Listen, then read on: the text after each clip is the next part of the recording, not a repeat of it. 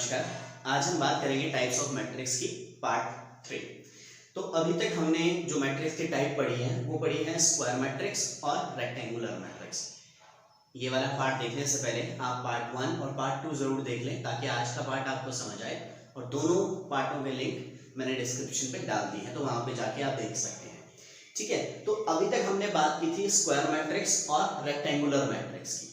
आज हम बात करेंगे और टाइप मैट्रिक्स के।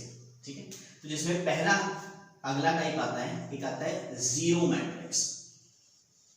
जीरो मैट्रिक्स देखो, अगर किसी मैट्रिक्स के सारे एलिमेंट, सारे मतलब जीरो जीरो जीरो, सारे एलिमेंट जीरो हैं तो मैट्रिक्स क्या होगी?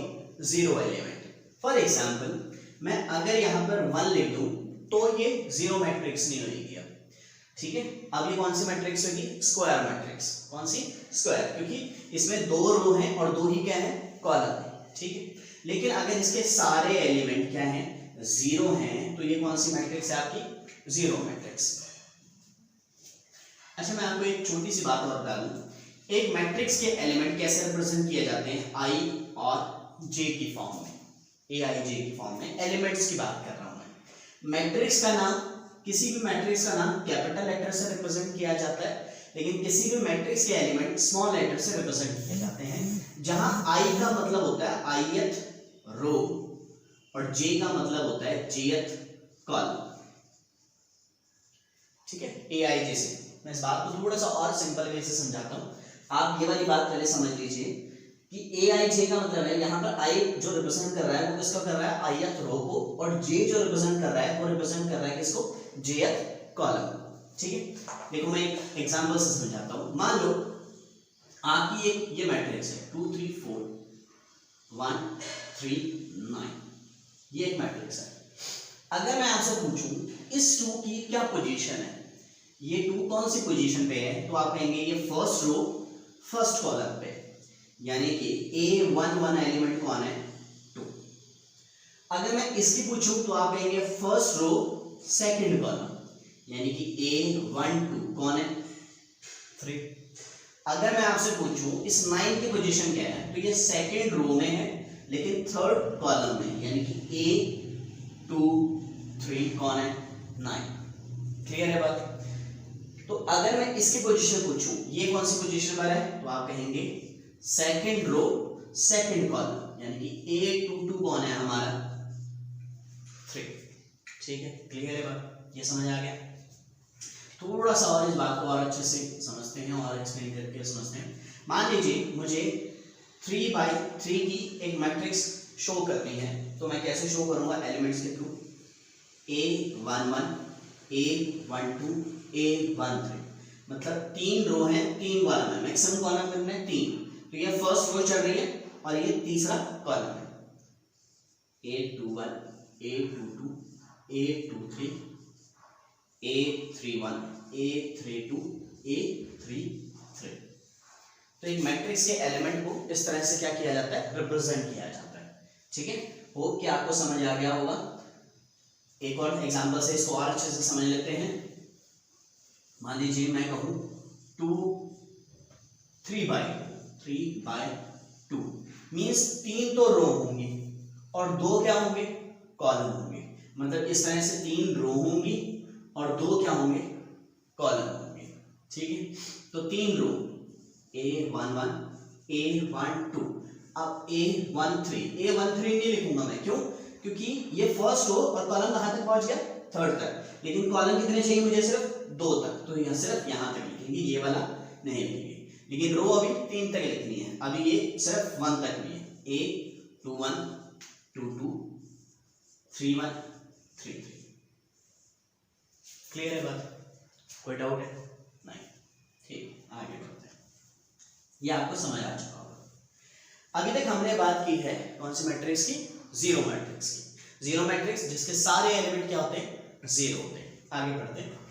अब आता है हमारे पास डायगोनल मैट्रिक्स।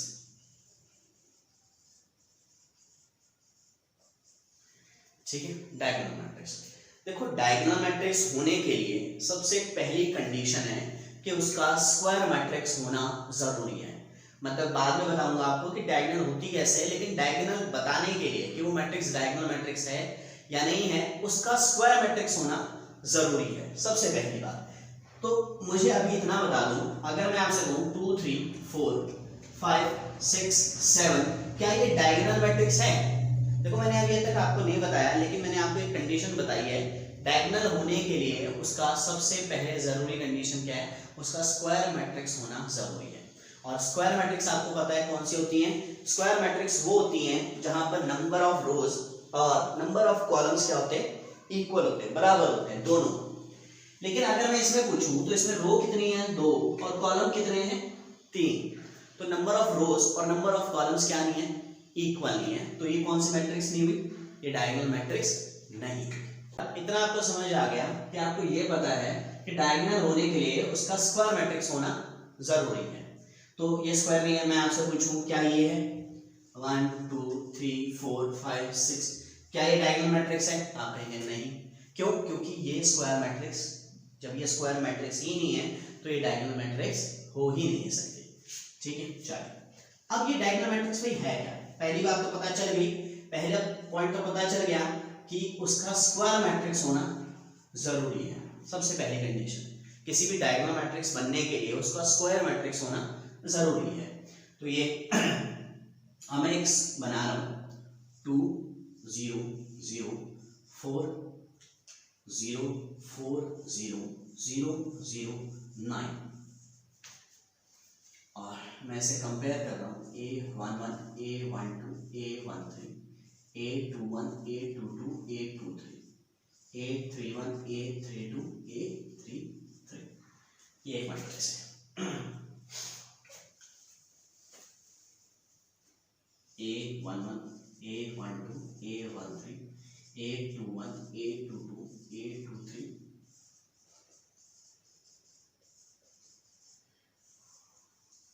बताओ ये एक स्क्वायर मैट्रिक्स है? बिल्कुल है, ये स्क्वायर मैट्रिक्स है। अब ये स्क्वायर मैट्रिक्स एक डायगोनल मैट्रिक्स होगी या नहीं होगी, ये इस बात पर डिपेंड करती है कि अगर जहां पर नंबर ऑफ रोज और नंबर ऑफ कॉलम इक्वल है, यहाँ पर रो और कॉलम रो और कॉलम रो और कॉलम बराबर है, सिर्फ वहीं पर नंबर हो और बाकी जगह सब जगह क्या हो? 0। अगर ऐसा होता है तो वो कौन सी मैट्रिक्स होगी? Diagonal matrix. दोबारा से सुन लो, वो पोजीशन जहां पे रो और कॉलम इक्वल होंगे, डायगोनल है ना, डायगोनल की करंट समझते हो ना, इसमें डायगोनल ये इस तरह से और इस तरह से, ऐसे नहीं अपनी तरफ से लाइन बना लेना, इस तरह से जहां पे रो और कॉलम क्या होंगे? इक्वल होंगे। अगर सिर्फ वहां पे एलिमेंट है, कोई नंबर है और बाकी सब जगह क्या है? 0 है, तो वो कौन सी मैट्रिक्स होगी? Diagonal matrix. एक एग्जांपल से समझाता हूं।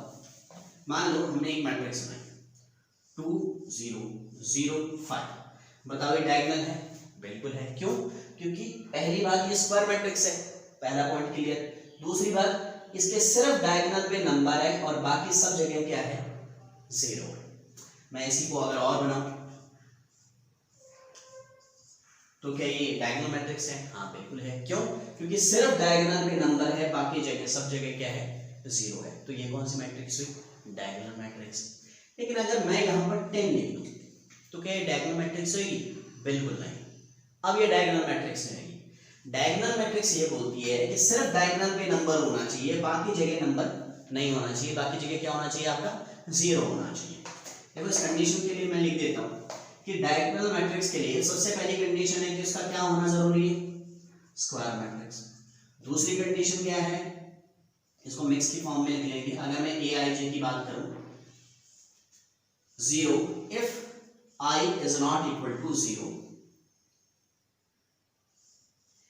any real number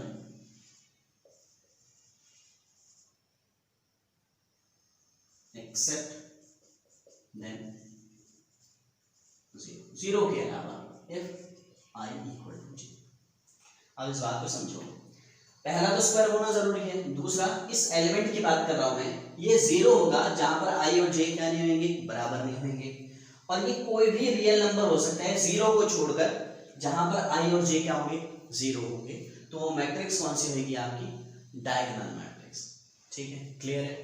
diagonal matrix hope आपको समझ आ गई होगी। जल्दी से मैं ऑप्शन ए लिख रहा हूँ, अगर आपको समझ आ गया 2 3 0 0 0 0 0 0 9, एक मैट्रिक्स ये लिखी मैंने। B option 0 2 0 0 0 3 0 0 0 9। जल्दी से कमेंट करके बता दीजिए इनमें से कौन सी डायगोनल मैट्रिक्स है। ठीक है, ऑप्शन ए या ऑप्शन बी, कौन सी डायगोनल मैट्रिक्स है। चलिए, डायगोनल मैट्रिक्स तो आपको समझ आ गई है। अब हम बात करते हैं स्केलर मैट्रिक्स की। स्केलर मैट्रिक्स और यूनिट मैट्रिक्स, इन दोनों मैट्रिक्स की हम एक साथ बात करेंगे, यूनिट और स्केलर। देखो, कई बार ये क्वेश्चन आ जाता है कि भाई मैट्रिक्स में स्केलर मैट्रिक्स को किस एलिमेंट से रिप्रेजेंट किया जाता है। अभी मैं बाद में बताऊंगा आपको। देखो, स्केलर और यूनिट, देखो आपको पता है 2 0 0 0 3 0 0 0 4, ये एक डायगोनल मैट्रिक्स है। क्यों? क्योंकि इसके सिर्फ डायगोनल पे नंबर है और बाकी सब जगह क्या है, 0 है। ये आपको पता चल गया। और डायगोनल मैट्रिक्स होने के लिए वेरी फर्स्ट कंडीशन है क्या, उसका स्क्वायर मैट्रिक्स होना जरूरी है। सेम बात पहली, स्केलर और यूनिट मैट्रिक्स वो तभी होंगे अगर वो एक स्क्वायर मैट्रिक्स है। अगर वो एक स्क्वायर मैट्रिक्स है ना, तो ही वो स्केलर या यूनिट मैट्रिक्स हो सकते हैं। अगर वो स्केलर और यूनिट अगर वो स्क्वायर मैट्रिक्स नहीं है ना, तो ना तो वो स्केलर हो सकते हैं, ना ही वो क्या हो सकते हैं, यूनिट मैट्रिक्स हो सकते हैं। तो पहली कंडीशन इनके लिए भी वही है जो डायगोनल के लिए है, कि इनका स्क्वायर मैट्रिक्स होना जरूरी है। ठीक है, दूसरी बात, अगर डायगोनल पे डिफरेंट नंबर है तो ये डायगोनल मैट्रिक्स है। लेकिन अगर यहाँ डायगोनल पे सेम नंबर है, कौन सा नंबर है, सेम 2 2 या 12 12 12, तो ये कौन सी मैट्रिक्स होगी, स्केलर।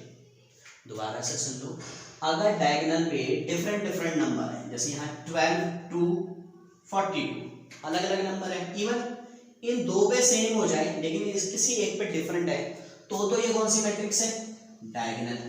कौन सी मैट्रिक्स है, डायगोनल। लेकिन अगर यहाँ सब जगह नंबर सेम है, नंबर बिल्कुल क्या सेम है, तो वो कौन सी मैट्रिक्स है, स्केलर मैट्रिक्स। और स्केलर मैट्रिक्स के स्केलर को रिप्रेजेंट करने के लिए के अल्फाबेट यूज किया जाता है। कौन सा, के। यानी कि अगर मैं यहाँ पे के लिख दूं, डिफॉल्ट क्या होता है स्केलर के, और कुछ भी वो बोल सकता है, लेकिन बाय डिफॉल्ट जो एक जनरल कन्वेंशन फॉलो होती है वो के यूज होती है। ठीक है, अगर यहाँ पर के है, सेम नंबर है, तो वो कौन सी मैट्रिक्स होगी, स्केलर। लेकिन याद रखना उसका स्क्वायर मैट्रिक्स होना जरूरी है। अगर मैं ये कहूँ ना कि क्या ये स्केलर मैट्रिक्स है, तो आप कहेंगे नहीं। क्यों? क्योंकि ये स्क्वायर मैट्रिक्स नहीं है। जब स्क्वायर नहीं होगी तो स्केलर भी नहीं हो सकती। ठीक है, 0 0 के, तो ये स्केलर होगी। लेकिन अगर मैं आपसे कहूँ ये बात और पूछ लेता हूँ, मान लो कहूँ 5 5 और 5, तो भी कौन सी मैट्रिक्स है, स्केलर। लेकिन अगर इस पोजीशन पर सिर्फ 1 1 1 है, ओनली 1 1 है, ठीक है, तो वो कौन सी मैट्रिक्स होगी, यूनिट मैट्रिक्स। यूनिट मतलब 1। ठीक है, तो वो कौन सी मैट्रिक्स होगी, यूनिट मैट्रिक्स होगी। अगर डायगोनल पे नंबर कौन सा है, 1। अब दोबारा से सुन लो, डायगोनल मैट्रिक्स, स्केलर मैट्रिक्स और यूनिट मैट्रिक्स होने के लिए मैट्रिक्स को सबसे पहले स्क्वायर मैट्रिक्स होना जरूरी है। मींस नंबर ऑफ रोज और नंबर ऑफ कॉलम्स इक्वल होने जरूरी है। दूसरी बात, डायगोनल होने के लिए डायगोनल पर डिफरेंट नंबर होना चाहिए। स्केलर होने के लिए डायगोनल वाली पोजीशन पर सेम नंबर होना चाहिए, बट एक्सेप्ट देन 1 को छोड़कर सब जगह, मतलब डायगोनल पर अगर सेम नंबर है तो वो कौन सी मैट्रिक्स, स्केलर मैट्रिक्स। लेकिन अगर डायगोनल पर सब जगह सेम नंबर 1 है तो वो कौन सी मैट्रिक्स, यूनिट मैट्रिक्स। ठीक है,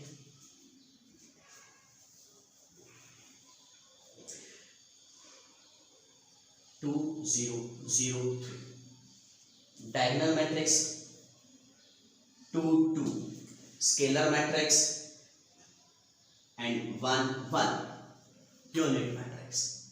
ठीक है, मान लो मैं कहूं 5 0 0 5 डायगोनल मैट्रिक्स, मैं कहूँ 1 1 कौन सी यूनिट मैट्रिक्स, और अगर मैं कहूँ 5 ये डायगोनल रहेगी, ये scalar matrix, scalar matrix same number है 5 0 0 6, ये कौन सी डायगोनल मैट्रिक्स।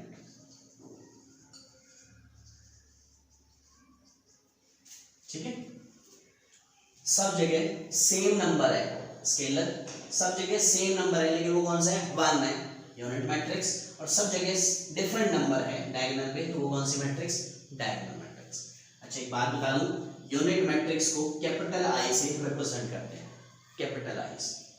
ठीक है, एक थोड़ा सा बता देता हूं, जैसे मैंने लिखा I2, इसका मतलब यूनिट मैट्रिक्स 2/2 1 0 0 1। अगर मैंने लिखा I3 तो इसका मतलब है यूनिट मैट्रिक्स 3/3 ऑर्डर की। ऐसे आप समझ गए होंगे I4 का मतलब यूनिट मैट्रिक्स 4/4 ऑर्डर की। ठीक है, ये सब आपको समझ आ गए हैं।